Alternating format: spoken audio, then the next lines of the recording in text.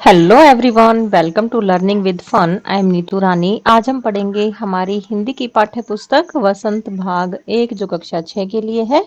इसमें आज हम पढ़ेंगे अध्याय 12 जिसका नाम है संसार। पुस्तक है जो जवाहरलाल नेहरू जी द्वारा लिखी गई है। ठीक है, तो हम देखते हैं, एक बार पढ़ते हैं नेहरू जी के बारे में। जवाहरलाल नेहरू जी का जन्म कब हुआ? 14 नवंबर 1889 ईस्वी को उनका जन्म हुआ और उनकी मृत्यु कब हुई? 27 मई 1964 को उनकी मृत्यु हो गई। ये भारत के प्रथम प्रधानमंत्री थे। बच्चों से उन्हें बेहद लगाव था। बच्चे उन्हें चाचा नेहरू के नाम से पुकारते थे क्योंकि वो बच्चों से बहुत प्यार करते थे। उनकी बेटी जो 10 वर्ष की थी वो बाहर पढ़ती थी, मसूरी में पढ़ती थी, और नेहरू जी कहाँ रहते थे? इलाहाबाद में रहते थे और वो उन्हें चिट्ठियां लिखते थे। इनमें बताया गया है कि पृथ्वी की शुरुआत कैसे हुई और मनुष्य ने अपने आप को कैसे धीरे धीरे समझा और पहचाना। जो ये चिट्ठियां लिखते थे नेहरू जी इंदिरा को, तो इनमें क्या बताया गया है कि पृथ्वी की शुरुआत कैसे हुई और मनुष्य ने अपने आप को कैसे धीरे धीरे समझा और पहचाना। ये चिट्ठियां बच्चों में अपने आसपास की दुनिया के बारे में सोचने, समझने और जानने की उत्सुकता पैदा करती है।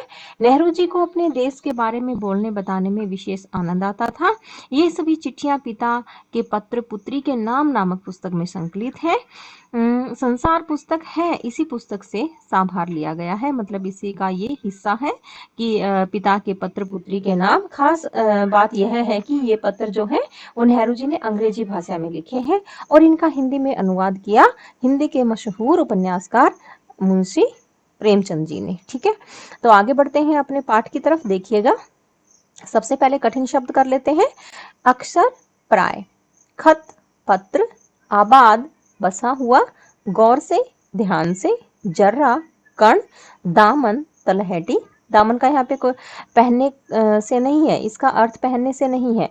दामन का अर्थ मतलब तलहटी जो नीचे नीचे की जगह होती है, उससे इसका अर्थ लिया गया है। खुरदरा, जिसकी सतह चिकनी न हो। घरौंदा, बच्चों द्वारा बनाया गया मिट्टी का छोटा सा घर। तो देखिएगा, बढ़ते हैं अपने पाठ की तरफ। देखिएगा, पाठ 12 है हमारा। 12 संसार पुस्तक है, इसका नाम है, जो नेहरू जी द्वारा लिखा गया है। जवाहरलाल नेहरू जी द्वारा जिसको लिखा गया है, ये अंग्रेजी में लिखा गया था और हिंदी में इसका अनुवाद किया मुंशी प्रेमचंद जी ने। ठीक है, जब तुम मेरे साथ रहती हो तो अक्सर मुझसे बहुत सी बातें पूछा करती हो। ये नेहरू जी अपनी बेटी इंदिरा को बता रहे हैं कि जब तुम मेरे पास रहती हो तो अक्सर बहुत सारी बातें मुझसे पूछती हो। मैं उनका जवाब देने की कोशिश करता हूँ, लेकिन अब जब तुम मसूरी में हो, अब तुम जब पढ़ने के लिए मसूरी चली गई हो और मैं इलाहाबाद में हूँ, हम दोनों उस तरह की बातचीत नहीं कर सकते। ठीक है, इसीलिए मैंने इरादा किया कि कभी कभी तुम्हें इस दुनिया की और उन छोटे बड़े देशों की जो इस दुनिया में हैं छोटी छोटी कथाएं लिखा करूं। तो नेहरू जी ने क्या किया? नेहरू जी ने यह विचार बनाया कि मैं कभी कभी तुम्हें इस दुनिया और छोटे बड़े देशों के बारे में छोटी छोटी कहानियां तुम्हें चिट्ठी के रूप में लिखा करूं। तुमने हिंदुस्तान और इंग्लैंड का कुछ हाल इतिहास में पढ़ा है। तुमने हिंदुस्तान और इंग्लैंड के बारे में अपने इतिहास में भी पढ़ा होगा, लेकिन इंग्लैंड केवल एक छोटा सा टापू है और हिंदुस्तान एक बहुत बड़ा देश है। फिर भी दुनिया का एक छोटा सा हिस्सा है। अगर तुम्हें इस दुनिया का कुछ हाल जानने का शौक है तो तुम्हें सब देशों का और उन सब जातियों का जो उसमें बसी हुई हैं ध्यान रखना पड़ेगा, केवल उस छोटे से देश का नहीं जिसमें तुम पैदा हुई हो।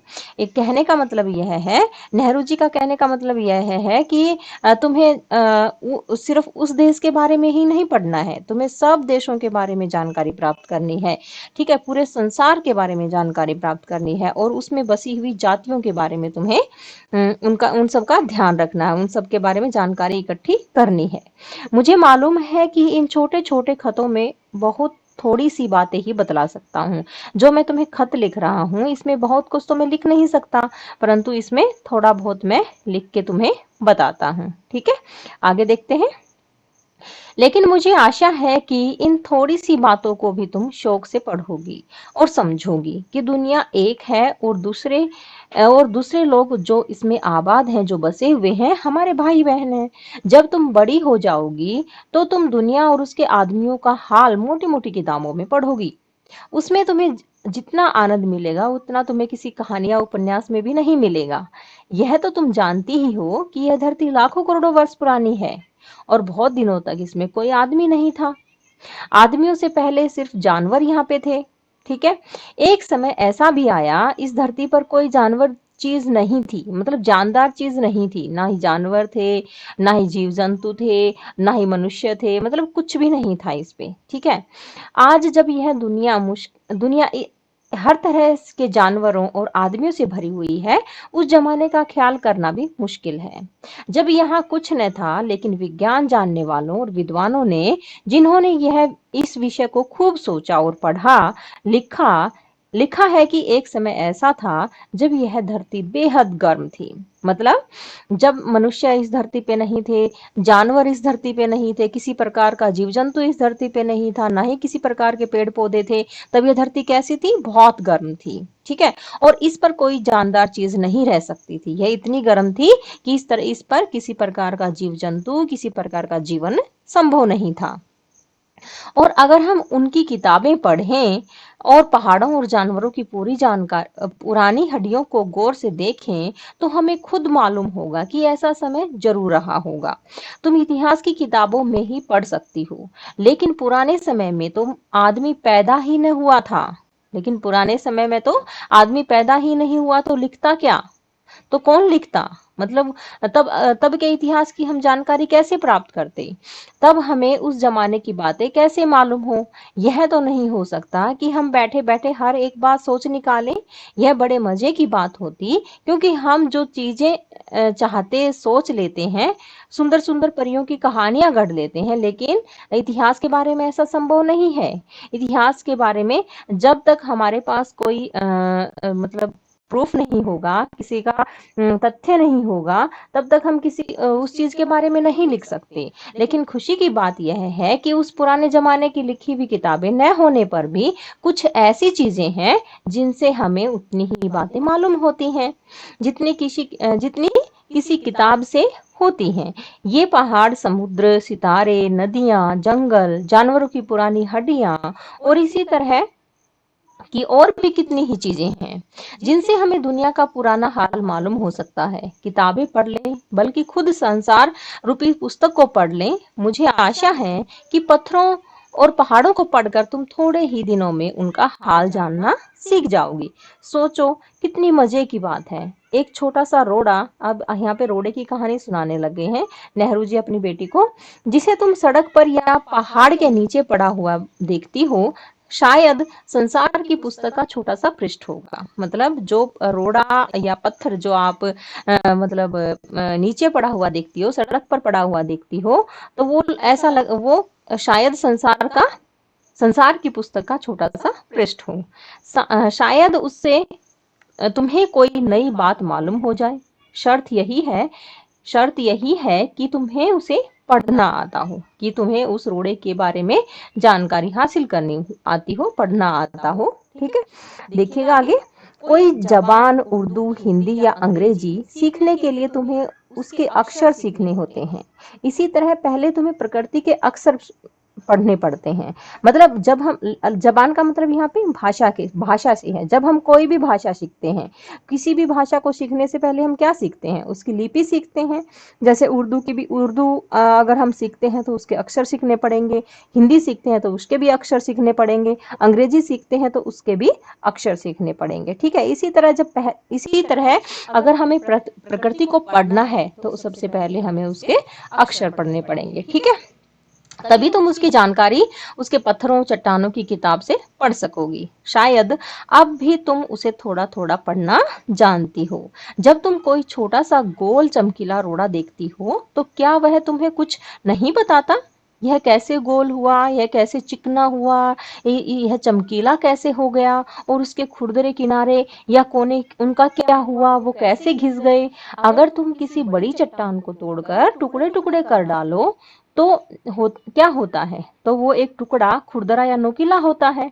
यह गोल चिकने रोड़े की तरह बिल्कुल नहीं होता। फिर यह रोड़ा ऐसा चमकीला और चिकना और गोल कैसे हो गया?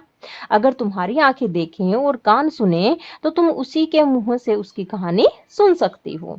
वह तुमसे कहेगा कि एक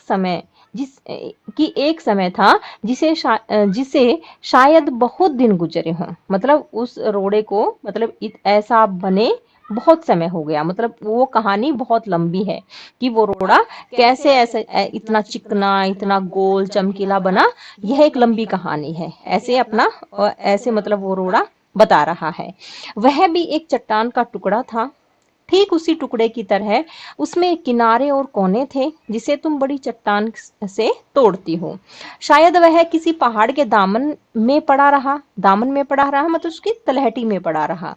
जब पानी आया तो उसने पानी ने क्या किया, वो उसको बहा कर ले गया। वहां से एक पहाड़ी नाले ने ढकेल कर उसे एक छोटे से दरिया में पहुंचा दिया। वहां से क्या किया, उस पानी ने क्या किया, पहाड़ी के नाले से ढकेल कर उसे एक छोटे से दरिया में पहुंचा दिया, एक छोटी सी नदी में पहुंचा दिया। इस छोटे से दरिया से वह बड़े दरिया में पहुंच गया। इस बीच वह दरिया के पेंदे से लुढ़कता रहा, उसके किनारे घिस गए और वह चिकना और चमकदार हो गया। इस तरह वह कंकड़ बना जो तुम्हारे सामने है। इस तरह वो जो पत्थर था, जो रोड़ा था, वो कंकड़ बन गया जो आज तुम्हारे सामने है। इसी वजह से दरिया उसे छोड़ गया। इसी वजह से दरिया उसे छोड़ गया, क्योंकि वो छोटा हो गया था, पानी उसे बहा नहीं सकता था। और आगे देखिएगा, और तुम उसे पा गई, मतलब और वो तुम्हें प्राप्त हो गया। अगर दरिया उसे और आगे ले जाता तो वह छोटा होते होते अंत में बालू का एक जर्रा बन जाता और समुद्र के किनारे अपने भाइयों से जा मिलता। मतलब उस रेत में, वो समुद्र के किनारे जो रेत होता है उसमें वो मिल जाता, जहां एक सुंदर बालू का किनारा बन जाता जिस पर छोटे छोटे बच्चे खेलते हैं और बालू के घरौंदे बनाते हैं। अगर एक छोटा सा रोड़ा तुम्हें इतनी बातें बता सकता है, तो पहाड़ों और दूसरी चीजों से जो हमारे चारों तरफ हैं, हमें और कितनी बातें मालूम हो सकती हैं। ठीक है, आपको ये कैसा लगा जो मैंने आपको अध्याय पढ़ाया। ये अध्याय पंडित जवाहरलाल नेहरू जी द्वारा लिखा गया है और इसका ये इंग्लिश में लिखा गया था, अंग्रेजी में लिखा गया था, परंतु इसका प्रेमचंद जी ने हिंदी में इसका अनुवाद किया। तो आपको कैसा लगा? अगर आपको अच्छा लगा हो तो प्लीज लाइक शेयर और सब्सक्राइब करना नहीं भूलिएगा। धन्यवाद।